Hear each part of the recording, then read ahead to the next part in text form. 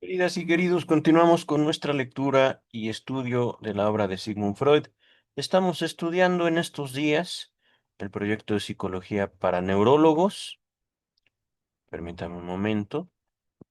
Ajá. Estamos estudiando la traducción hecha por Luis López Ballesteros y de Torres. Ajá. Una segunda traducción a los textos de Freud. La primera fue de Amororto Editores. Ya tenemos toda la edición Amororto leída, estudiada, comentada en este espacio de YouTube, en este canal. Eh, Ahorita, en el video pasado, revisamos la introducción. Hicimos un breve bosquejo de la neurología. Ajá. Que, por cierto, olvidé mencionarles el caso de Phineas Cage. Ahorita lo vamos a ver. Porque esto fue lo que vimos. Ajá. Hablamos de neurología, hablamos de neuronas, hablamos de fisiología y todo esto nada más para abordar la introducción. Ajá. Ahorita vamos a ocuparnos en este video de estudiar la primera tesis básica del proyecto de psicología, la concepción cuantitativa, que en esto se refiere, o el doctor Freud usa esta palabra para hablar de una cierta intensidad. Ajá. Pero les recuerdo, estamos haciendo esto buscando una mejor comprensión a este texto que también están viendo en pantalla, que es de igual manera el texto del proyecto de psicología, nada más que en la edición Amorortu. Ajá. Permítanme un segundo. Aquí está. Ujú. Texto de 1950, bueno, publicado en 1950 ya después de la muerte del doctor Sigmund Freud. Un texto escrito aproximadamente en el año 1895. Ajá. Miren, antes de entrar en detalle, haciendo un breve repaso del texto del doctor Sigmund Freud,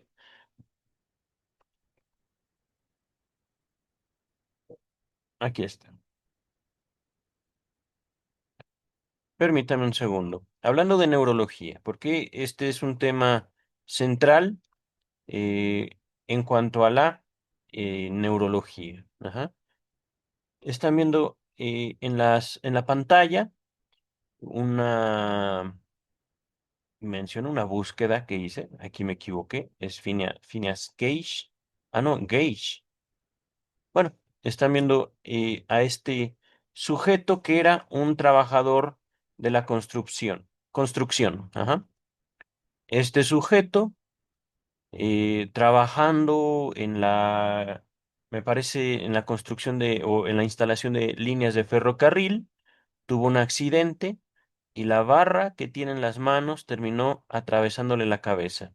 Ajá, así. Por una explosión, esta barra atraviesa su cabeza, sale disparada la barra. Ajá, horrible accidente. Ajá. Y sin embargo, este sujeto no muere. Phineas Gage, yo me acuerdo que era Phineas Cage, como el actor, ¿cómo se llama? Nicolas Cage, pero me equivoqué, es Gage, Gage, ajá. Este sujeto no muere, pero sí resulta con un daño neurológico, un daño cerebral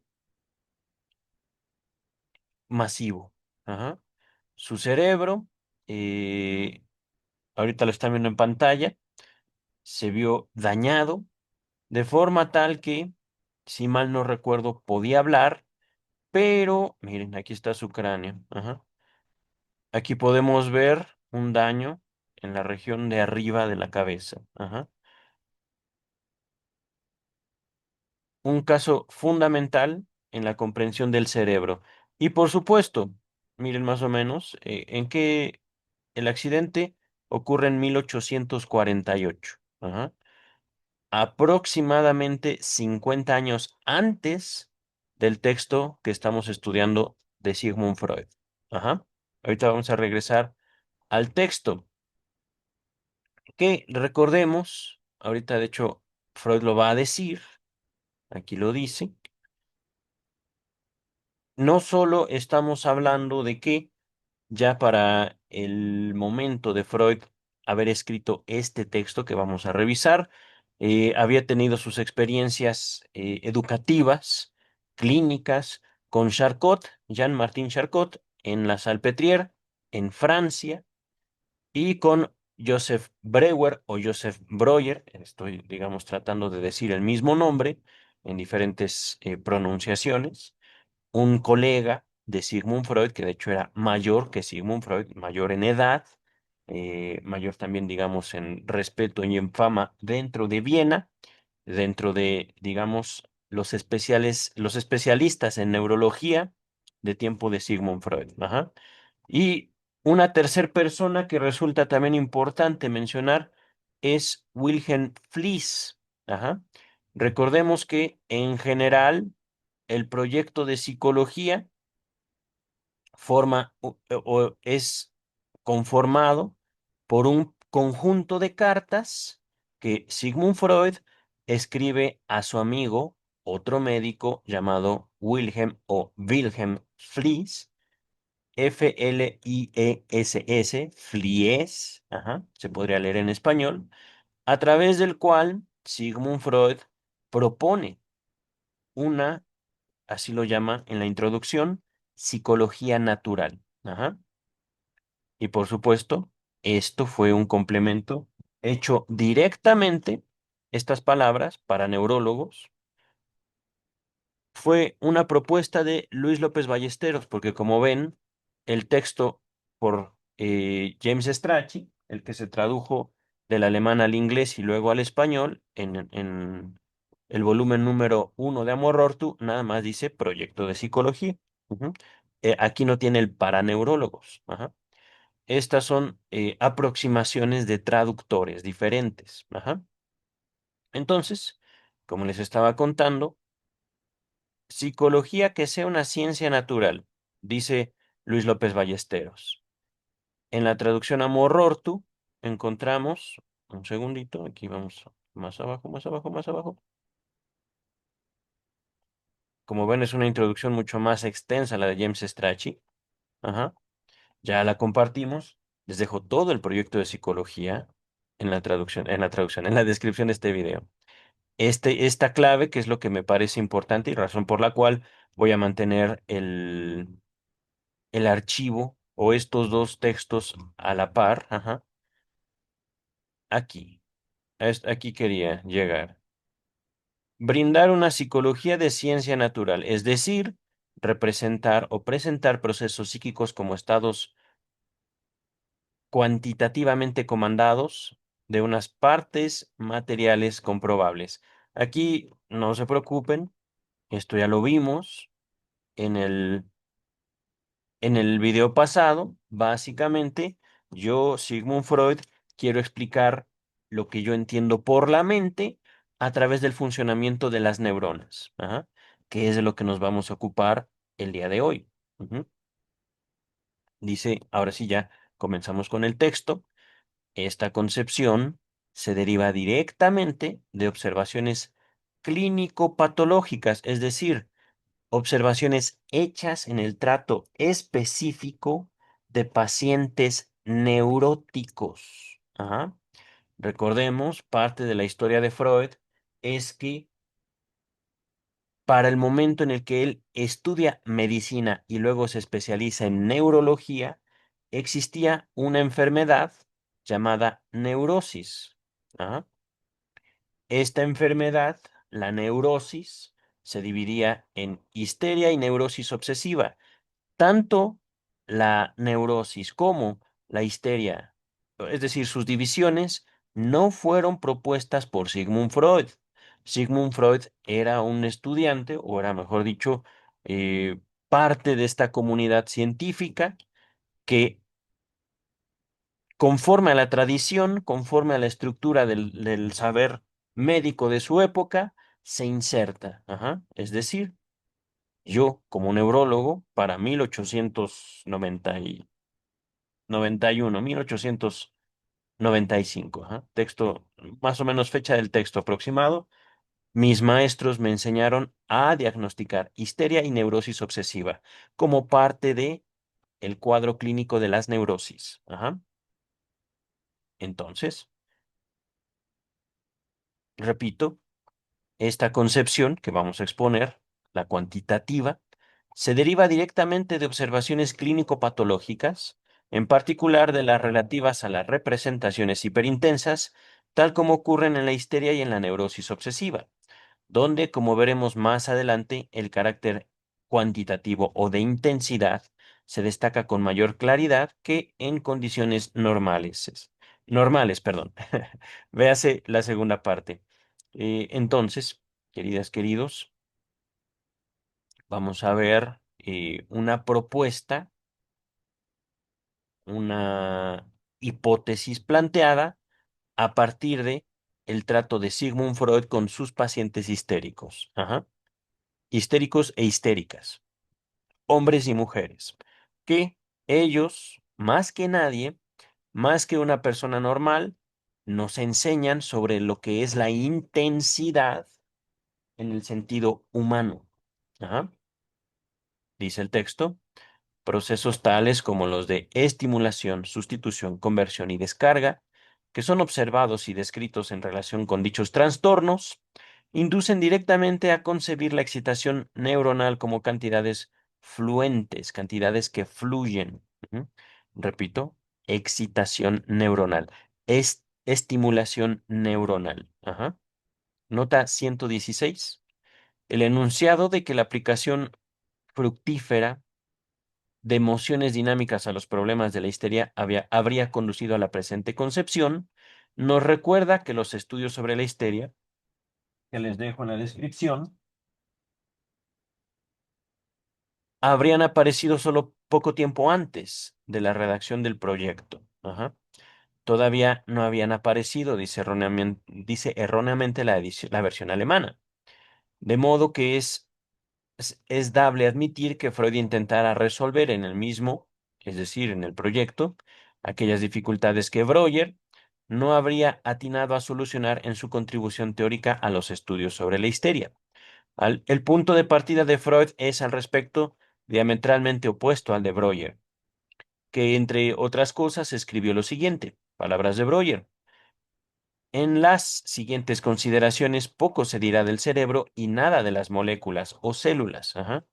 Los procesos psíquicos habrán de ser expuestos en el lenguaje de la psicología. A decir verdad, no existe otra alternativa. Ujú. Ahorita regresamos. Entonces, lo que nos dice el traductor, Freud va a abordar la psicología, pero desde la neurología. Esto es, desde lo que él estudió como neurólogo en cuanto al funcionamiento de las neuronas. Ajá. Que por supuesto para neuronas, veas el video pasado. Y hablando de video pasado, les dejo otros dos textos en la descripción. La nota necrológica de Charcot, palabras que dedica Charcot a su maestro francés, ajá, y los estudios sobre la histeria, que es realmente un texto un poco extenso. Ajá. Son, me parece que cuatro casos clínicos, tres de Freud y uno de Breuer, y elaboraciones tanto de Freud como de Breuer en cuanto a la teoría de la histeria y en cuanto a la terapia de la histeria. Ajá.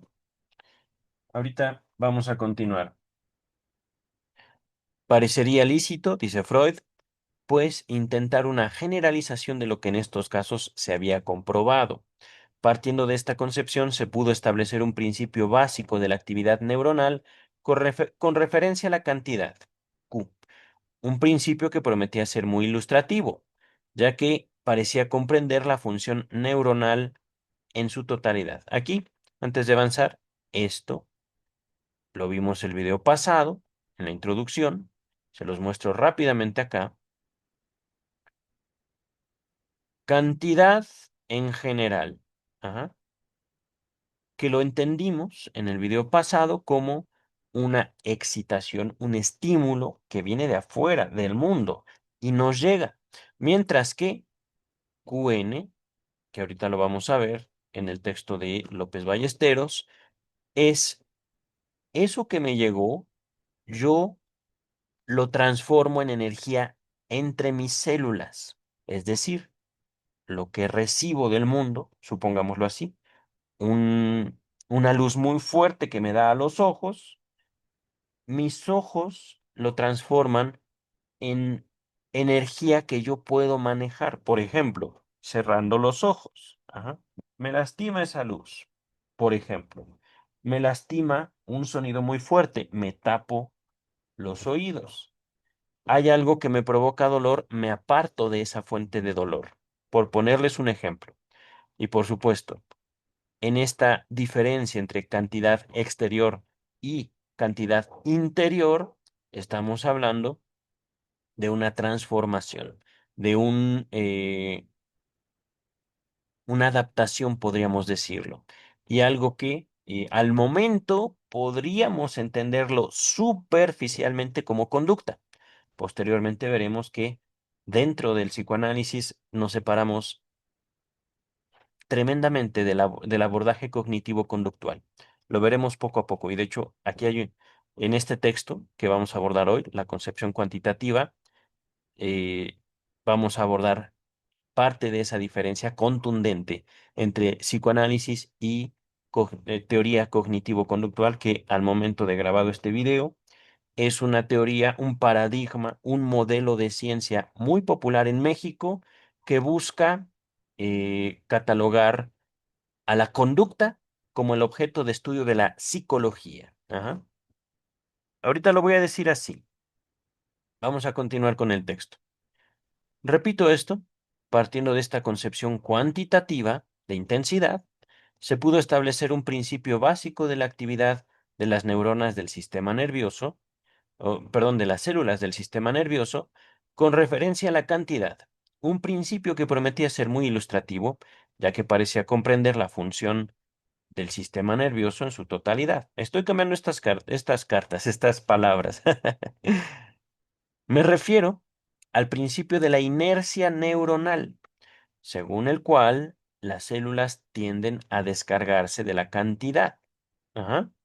La estructura y el desarrollo de las neuronas, así como su función, deben ser concebidos sobre esta base. Permítanme un segundo. Traje agua, pero por un descuido la dejé en mi mesita de centro. La tengo aquí un minuto. Uy, aquí está. Aquí está, miren mi agua. Mm. Entonces, en el video pasado abordamos brevemente la fisiología, la neurología. Hablamos de función. ¿Dónde está? Ajá. Hablamos de que el estudio de la neurología es el estudio de las células y del sistema nervioso. Hablamos de la fisiología, que es el estudio médico, a través del cual los doctores estudian casos como el de Phineas Gage, ajá, a través de los cuales se pueden deducir diversas alteraciones entre la estructura del cuerpo y la función de ciertos órganos, de ciertas células. Ajá. Entonces, y le recuerdo, todo esto era la base de la ciencia médica de Freud, ajá, en su tiempo, 1890, ajá, más o menos. Y con base a eso, el doctor Freud propone, y esto ya no es una enseñanza de sus maestros, sino es, podríamos decirlo, uno de sus primeras hipótesis, una inercia neuronal, que quiere decir las neuronas parece que quieren librarse, descargarse, cancelar toda forma de estimulación que viene de fuera. Ajá. Podemos decirlo, las neuronas nos funcionan a los seres humanos y a los seres vivos en general para tramitar la estimulación. Ajá. Estímulo-respuesta por el momento, parece ser. Ajá. Parece ser, pero vamos a continuar. El principio de inercia explica en primer lugar la división estructural de las neuronas en dos clases, motrices y sensitivas, como un dispositivo destinado a contrarrestar la recepción de cantidad por medio de su descarga. Ajá. Aquí se entiende. Es básicamente un replanteamiento de lo que estoy subrayando. Ajá.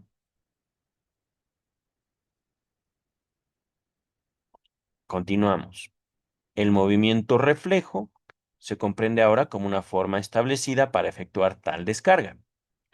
El principio de inercia nos da el motivo del movimiento reflejo. Si desde este punto retrocedemos en nuestro examen, podemos vincular, en primer término, el sistema neuronal como heredero de la irritabilidad general del protoplasma, con la superficie exterior irritable de la célula, segmentada por por vastos, es decir, amplios sectores de sustancia no irritable. Ahorita vemos esto. Ajá.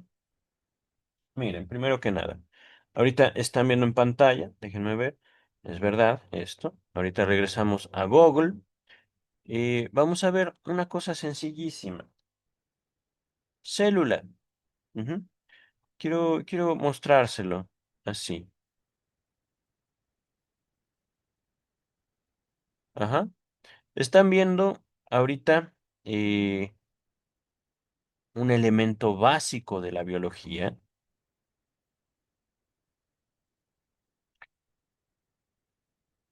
algo que ya vimos en el video pasado,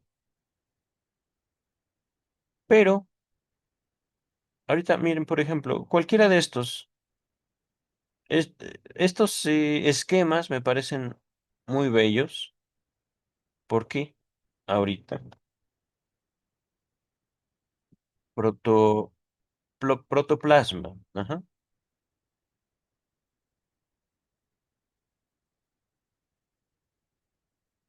Miren, realmente no son muy ilustrativos. Vamos a ver qué nos defina qué es el protoplasma. Ajá. Están viendo la respuesta de la inteligencia artificial, la parte viva de la célula, incluyendo el citoplasma y el núcleo, y está rodeado por una membrana plasmática. Ajá. Vamos a ver aquí, Wikipedia. Ujú. Todo el interior de la célula es el protoplasma, ¿sí? Todo lo de adentro. Ya con esto podemos aproximarnos al texto de Sigmund Freud, ajá, que, les recuerdo, era parte de de su trabajo, de su estudio. Ujú. No llegó al psicoanálisis simplemente por mera ocurrencia o mera locura. Ajá. Sistema neuronal. Irritabilidad general del protoplasma. Es decir, parecería que el principio de la vida es tener una relación con el mundo a través de esta capacidad que tenemos los seres vivos de irritarnos. Es decir, llega un estímulo, el estímulo transforma de alguna manera la célula, la célula percibe el estímulo, se irrita. Ajá. Y sin embargo, lo interior de la célula está dividido por vastos sectores, que también, digámoslo así, forman parte de la misma célula, pero que estos sectores no son irritables. Ajá.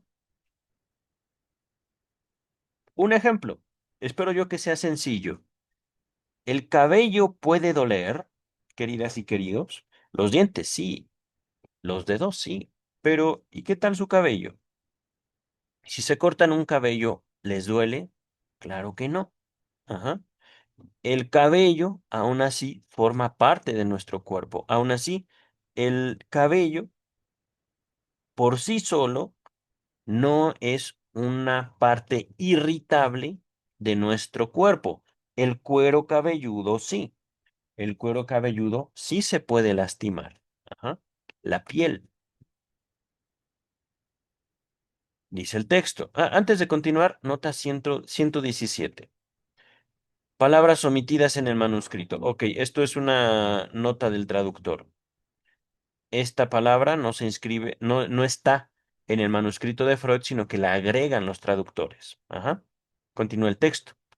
Un sistema neuronal primario emplea esa cantidad, y aquí es curioso, una cantidad interna, una cantidad que el sistema o de la cual el sistema nervioso dispone. Repito, un sistema neuronal primario. Aquí debe de haber un error de imprenta. No creo que exista la palabra primarlo.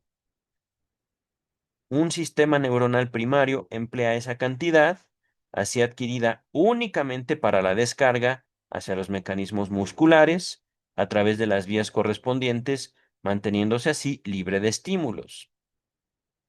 Es verdad, aquí había dicho. Yo como neurólogo reconozco dos clases de neuronas, las que me permiten sentir y las que me permiten moverme. Ajá. Son dos neuronas diferentes, ujú. Dos células del sistema nervioso que tienen funciones diferentes. Unas reciben y las otras emiten. Ujú. Emiten señales.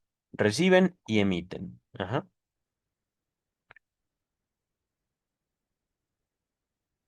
Aquí nos habíamos quedado. Ujú. Vamos a continuar. Es este el punto en que puede desarrollarse una función secundaria. Ajá. Pues entre los diversos métodos de descarga son preferidos y conservados aquellos que entrañan un cese de la estimulación o fuga del estímulo. Ajá. A ver, otra vez. Función primaria. ¿Dónde estaba? ¿Dónde estaba? No lo recuerdo. ¿Lo ven aquí la primaria? ¿La función primaria?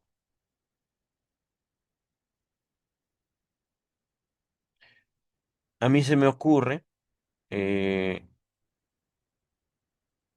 una la tendencia, digamos, al cese de la cantidad. Ajá. Mientras que función secundaria, estamos hablando de, entiendo esto, la reacción frente al estímulo. Ajá. Puede ser que me equivoque, vamos a ver. En general, se mantiene aquí una proporción entre la cantidad de excitación y el esfuerzo requerido para la fuga del estímulo, de modo que el principio de inercia no se ha violado por ello. Le soy sincero, este párrafo no lo entiendo del todo. Ajá. A ver, voy a regresarme un poco. Eh, no veo la palabra primaria. Ajá. Veo básico. Ujú. Y justamente se entiende que el principio básico sería el principio de inercia, mantenerse libres de excitación, las neuronas. Ajá. Miren. Aquí está justamente. Función primaria. Ujú. Estaba hasta el final. Mientras que función secundaria, la huida del estímulo, la fuga del estímulo. Aquí me pregunto cómo aparecerá en la traducción de Ediciones Amorortu. Vamos a ver,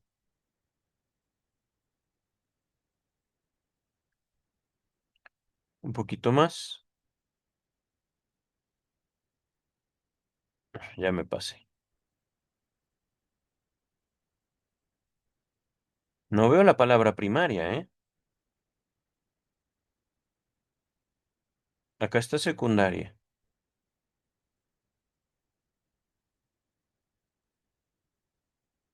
Miren, aquí está primaria. Esta descarga constituye la función primaria de los sistemas de neuronas. Aquí hay lugar para el desarrollo de una función secundaria, pues entre los caminos de descarga son preferidos y mantenidos los que conllevan un cese del estímulo, una huida del estímulo. Ajá. Se los dejo en pantalla unos segundos. Uno, dos, tres. Regresamos a López Ballesteros. Ujú. Entonces, función primaria, descarga. Es decir, yo recibo, proceso y la estimulación que recibí termina. Función secundaria. Yo voy a procurar hacer lo posible para que ese estímulo no me llegue. Ajá. Supongamos, la luz. La luz me llega, una luz muy fuerte, me lastima los ojos, entonces cierro los párpados, la luz ya no me lastima. Ajá. Ahora, una función secundaria. Yo estoy en una situación muy parecida en la cual una luz me lastimó los ojos, entonces yo entrecierro, me tapo la cara, etcétera, etcétera, etcétera, de forma tal que esa estimulación ya no me llegue a afectar, ya no me llegue a lastimar. Ajá. Vamos a continuar. Desde un comienzo, sin embargo, el principio de inercia es transgredido por otra condición. A medida que aumenta la complejidad interna del organismo, el sistema neuronal recibe estímulos de los propios elementos del cuerpo, somáticos, que podemos entenderlos o nombrarlos como estímulos endógenos, que vienen de adentro, ajá, que también necesitan ser descargados. Ajá. Es decir, una luz me lastima, me protejo, hago algo, pero ¿y qué tal de lo que viene de adentro? Un ejemplo. Bueno, de hecho lo dice aquí adelante. Se originan en las células del organismo y dan lugar a las grandes necesidades fisiológicas: el hambre, la respiración, la sexualidad. El organismo no puede huir de ellas, no puede sustraérseles, como lo hace frente a los estímulos exteriores, o sea, que no puede emplear la cantidad externa que poseen para aplicarla a la fuga del estímulo. Ajá.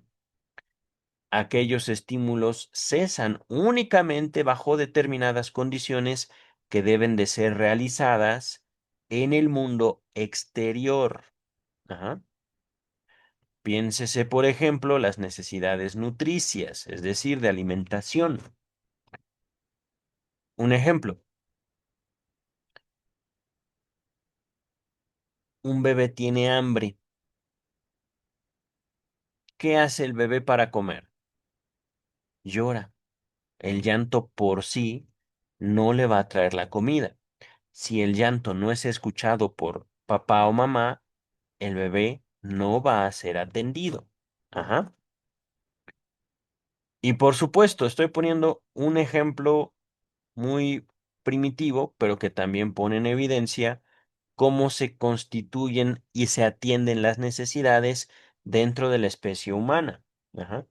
Naturalmente, ese bebé, esa bebé de brazos, chiquitito, chiquitita, va a crecer de forma tal que ellos o ellas puedan tener una relación con el mundo exterior para atender esos estímulos que vienen de dentro de su cuerpo. Ajá. Ahorita les he presentado digamos, un esquema, una ilustración que parte de la vida humana en dos momentos: recién nacidos y ya, digamos, con una autonomía individual. Ujú. Vamos a continuar. Para llevar a cabo tal acción creadora de dichas condiciones, una acción que bien merece ser calificada de específica, se requiere un esfuerzo que es independiente de las cantidades endógenas y que por lo general es mayor que ellas, ya que el individuo se encuentra sometido a condiciones que cabe designar como apremio de la vida. Ajá. Permítame un segundo. Aquí, nota 118. Ah, dice el original alemán, lo voy a latinizar: not des Lebens. No se lee así el alemán, pero lo estamos latinizando. La versión inglesa expone exigencies of life, exigencias de la vida, demandas de la vida. He considerado oportuno aplicar aquí el término que empleo para traducir en su sentido más general el término estrés, perdón, el inglés stress. No sé si estrés sea exigencias. Me parece que sí. Sinónimos. Ajá. Regresamos. Y como ven es un texto pequeñito. Ajá. Antes de continuar, queridas, queridos, ahorita quería mostrarles aquí. No, es esto lo que estamos estudiando. Ajá. El sujeto humano, por biología, va a buscar mantenerse alejado de cualquier condición o cualquier estímulo que altere sus condiciones internas. Ajá. Sin embargo, la vida no es así. Podemos decir, el esquema propuesto por el paradigma cognitivo-conductual de estímulo-respuesta se explica por la función de las neuronas. Sin embargo, para nosotros sostenernos con vida, es necesario alterar la función de las neuronas. Ajá. Lo estoy poniendo así, lo estoy explicando así. Ajá. Ahorita vamos a avanzar y con esto vamos a concluir el día de hoy. Ya les había advertido, creo que este video duró como media hora, pero está bien. Ajá. El sistema neuronal, con ello, se ve obligado a abandonar su primitiva tendencia a la inercia, a la estabilidad, es decir, al nivel de tensión igual a cero. El sistema neuronal debe aprender a tolerar la acumulación de cierta cantidad interna suficiente para cumplir las demandas de la acción específica. En la forma en que lo hace se traduce, sin embargo, la persistencia de la misma tendencia, modificada en el sentido de mantener por lo menos la cantidad interna en el menor nivel posible y defenderse contra todo aumento de la misma. Ajá. Es decir, de mantener constante su nivel de tensión interna. Todas las funciones del sistema neuronal deben ser sometidas al concepto de la función primaria o de la función secundaria impuesta por el apremio de la vida. Ajá. Nota 119.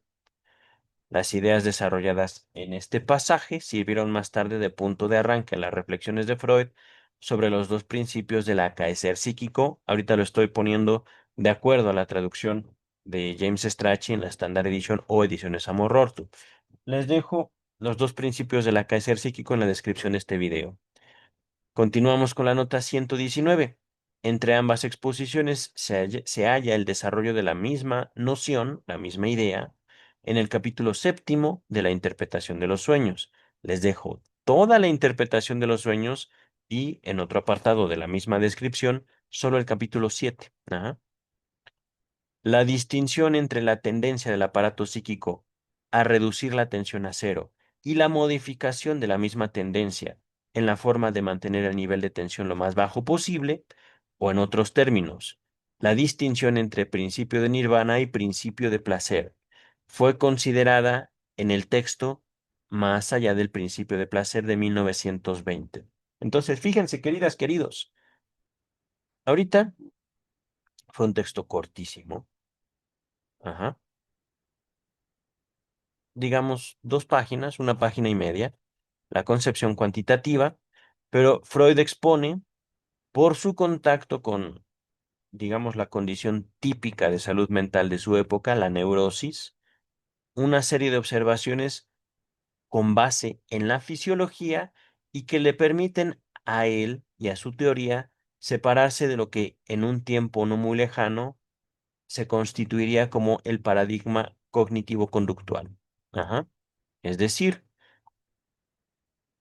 El cuerpo tiene una función, pero la vida nos fuerza a una modificación de esa función. El cuerpo quiere liberarse, descargar, y sin embargo, lo que vemos es que es necesario para nosotros movernos, para nosotros reaccionar, que esa tendencia a la descarga encuentre una contención. Es decir, que la cantidad que viene de afuera, el estímulo, pueda transformarse en una energía interna. Ajá. Lo voy a explicar así. Si bien lo que yo quiero es que nada ni nadie me moleste, la vida me enseña otras cosas. Ajá. Para yo mantenerme vivo, necesito saber qué es lo que viene de afuera. No cancelar esa relación con el mundo. Ajá. Yo creo que con un, no lo voy a leer. Bueno, de hecho, pues ya lo leí básicamente. Se los dejo en la pantalla, unos segundos, que les recuerdo, en el primer estudio que hice de la edición Amor Tú, no sabía yo compartir pantallas, como ahorita lo estoy haciendo. Ajá. Ahorita están viendo ustedes no solo la lectura que ya hicimos hace, bueno, que ya hice en este espacio hace unos años, sino también las notas por el traductor, otro traductor de la Standard Edition. Ajá. Ahorita, aprovechando, voy a anotar también estas recomendaciones. Miren, el traductor nos deja todas estas referencias, pulsiones y destinos. Todos esos ya los tenemos. Pulsiones, el malestar en la cultura. Primer trabajo de la neurosis de angustia. Ese ya también lo tenemos en la traducción por Luis López Ballesteros. Ajá. Manuscrito E.